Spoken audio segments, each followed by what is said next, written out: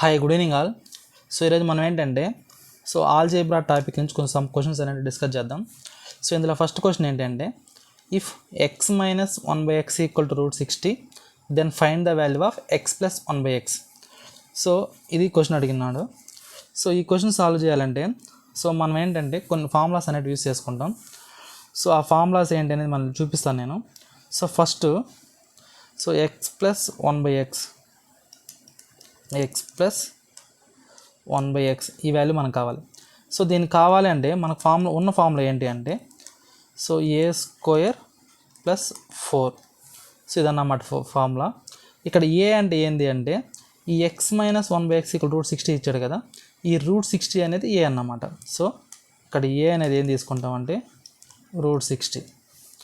So అప్పుడు నాకు ఏమొస్తుందంటే ఆన్సరు +or - సో √60² అన్నప్పుడు 60 వస్తుంది. సో +4. So +or - √64.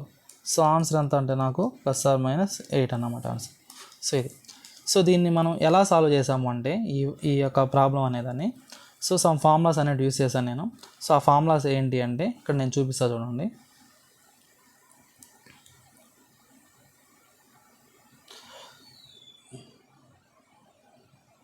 సో ఇవి అన్నమాట ఫార్ములాస్. సో ఇందులో ఫోర్త్ వన్ చూడండి. If X minus 1/x equal to A then X plus 1/x equal to +or - a² + 4. ఇక్కడ X minus 1/x equal to A అని ఇచ్చినప్పుడు ఇక్కడేమో +or - a² + 4 అనే formula use చేసుకుంటాం.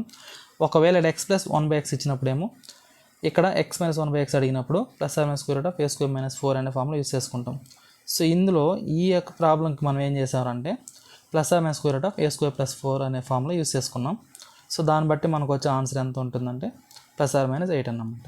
ఓకే, సో అందరికి అర్థమైందని అనుకుంటున్నాను.